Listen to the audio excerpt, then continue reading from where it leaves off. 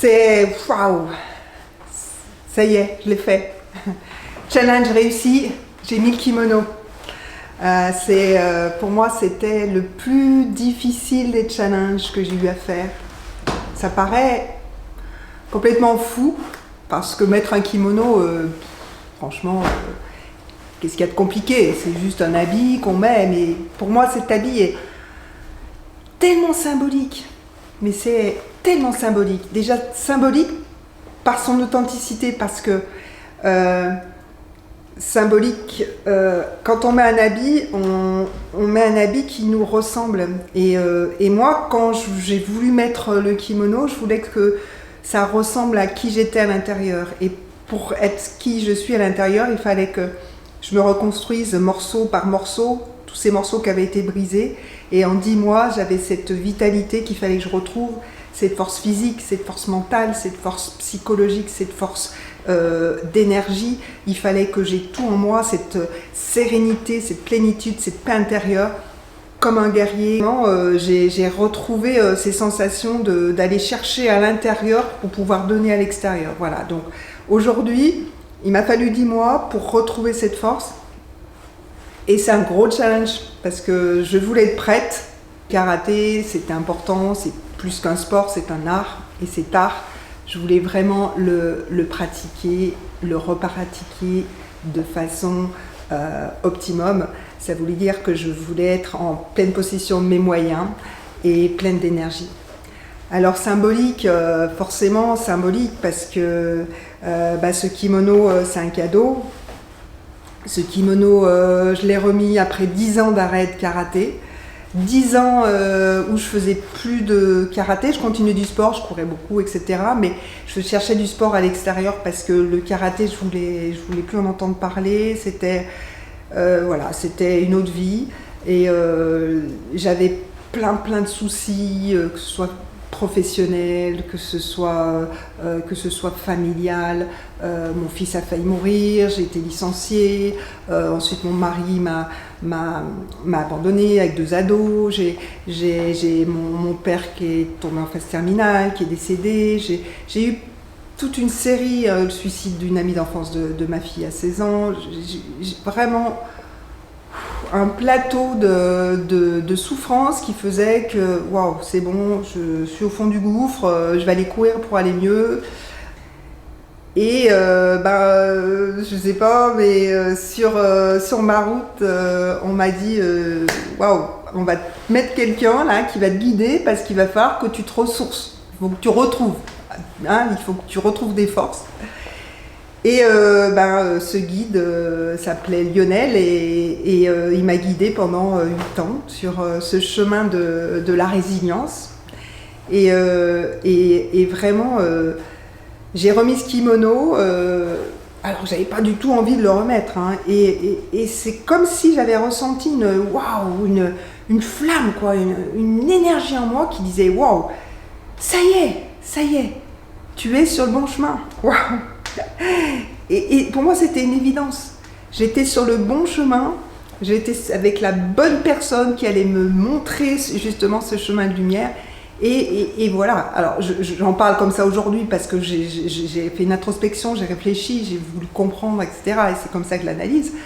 Mais à l'époque, j'étais juste waouh, c'était trop beau, quoi. Enfin, j'allais de mieux en mieux, enfin, tout allait bien. Et tout est allé très vite, en fait, c'est comme si le temps s'était multiplié par 5.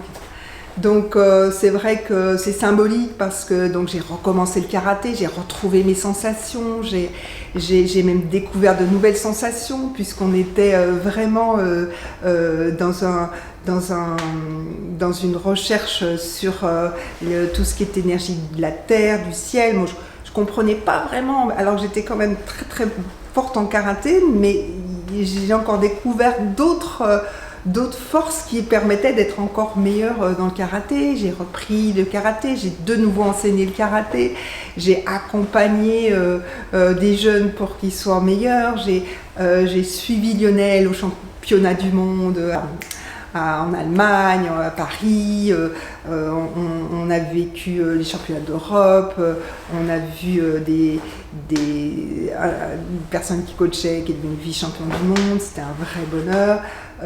Et puis c'était magique d'être là dans ce monde que j'avais quitté plus jeune pour faire ma carrière professionnelle et que je retrouvais quand j'étais athlète de haut niveau. Moi, j'étais là, waouh, j'avais l'impression d'y être. Et j'avais cette sensation magique qui revenait. C'était un vrai bonheur.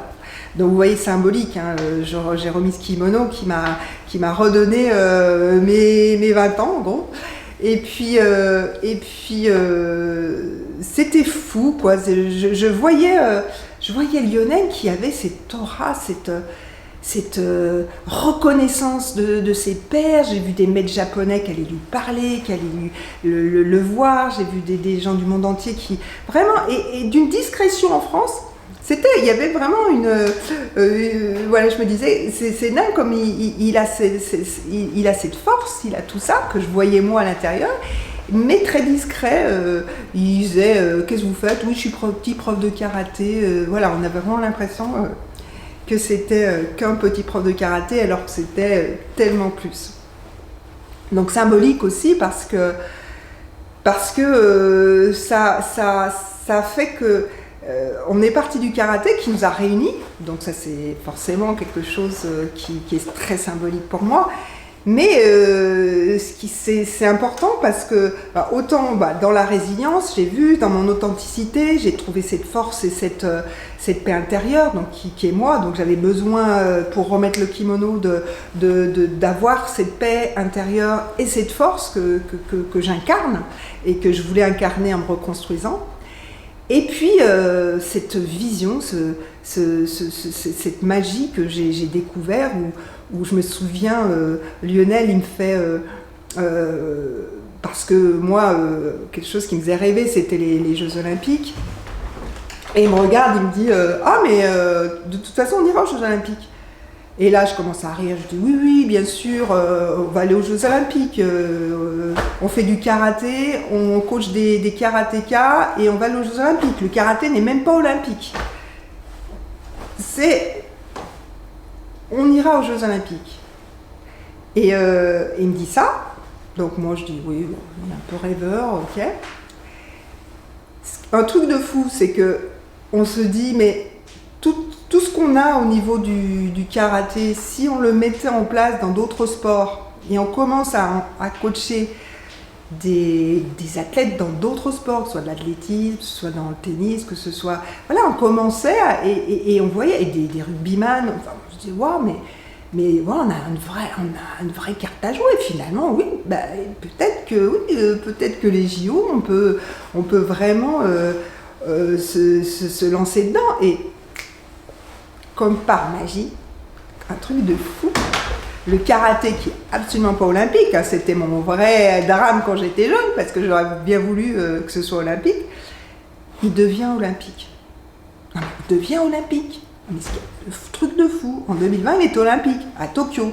Donc nous, c'est sûr, c'était Tokyo. On devait aller à Tokyo en 2020. Vous voyez le symbole aussi.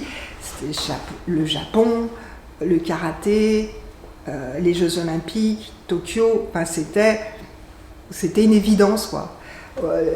Juste avant, ça me paraissait une histoire de fou, et après, c'était, oui, mais c'est sûr. Donc, il y a cette symbolique-là, et voilà, on était prêts, hein, début 2020, on commençait à réfléchir comment on allait payer les billets d'avion, parce qu'on devait partir à Tokyo, enfin, tout était prévu. Ça a commencé par ça. Après, on se dit, mince, les JO sont annulés. Ils sont annulés, ok, on ira en 2021, mais on était toujours dans cette dynamique. Et puis après, vous connaissez la suite, ce drame qu'on a vécu. Lionel avait œuvré pour tout ce qu'il avait à œuvrer sur Terre, et puis il s'en est allé. Donc c'est symbolique aussi pour moi de remettre ce kimono, parce que j'ai ressenti comme une mission de me dire, ben ouais, maintenant, t'as remis le kimono, c'est pas pour te pavaner, là, c'est parce qu'il va falloir assumer tes challenges. Et c'est vrai que je le remets aujourd'hui parce que ma difficulté, c'était de me convaincre que tout ce qu'on avait construit, parce que ça va loin, hein, c'était 2024, 2028, Paris, Los Angeles, on avait tout planifié, tout programmé, on avait vraiment un business plan sur ce qu'on devait faire. Et c'est vrai que moi, je me suis dit, mais c'était un projet à deux, donc est-ce que je vais continuer? J'ai arrêté. C'est vrai que j'ai la chance d'avoir aussi une branche au niveau entreprise, donc je continue mes coachings en entreprise. Mais cette partie sport, je m'étais résolue à me dire, bah, finalement, je laisse tomber. Mais comme je suis beaucoup dans l'intuition, beaucoup de synchronicités sont venues à moi en me faisant réagir, en me disant ouais, non, si t'es resté, si t'es là, si t'as repris des forces, c'est que voilà, on avait un projet, on avait une mission, on avait belles choses à faire, et ben je dois continuer. Donc ce kimono est vraiment symbolique parce que le fait de le remettre, c'est le fait d'assumer les challenges que je vais mettre en place dans les mois, dans les années, dans les décennies à venir. Et je veux vraiment que ce kimono me donne cette force. Et c'est important que je sois assez forte pour le porter, parce qu'il y a 6 mois, je n'aurais pas eu cette force-là de le mettre. Donc j'ai ce challenge de relancer tout ce qui est mes projets que j'avais dans le monde du sport. Donc ça c'est un autre challenge qui est aussi lourd que remettre mon kimono. Et puis j'ai un autre challenge où, comme je disais, j'ai cette force, cette sérénité en moi. Beaucoup de personnes j'ai trouvé, étaient inspirées par ce que je leur disais, par ma façon d'être, mon mindset, la façon d'avoir cette résilience, de pouvoir transformer ma vie, de pouvoir la recréer malgré tous les malheurs qui me tombent sur la tête. Et j'ai senti que, comme c'était le moment en fait, comme s'il y avait cette accélération qui avait été là, pour que justement, c'était le moment. Ça veut dire que même les personnes aujourd'hui se sentent perdues, on est dans un monde surréaliste, il y a plein de personnes qui sont dans la peur, etc. Et je me suis dit, j'ai peut-être un autre challenge, j'ai peut-être ce challenge de redonner espoir, challenge de redonner cette force, challenge de redonner cette sérénité au maximum de personnes. Et donc, il y a une semaine, je me suis réveillée dans la nuit et j'ai eu cette vision où je me suis dit ouais, il faut que tu crées une chaîne YouTube. Voilà, ok. Et en fait, je l'ai appelée Serenity Warrior, alors guerrier ou guerrière de la sérénité.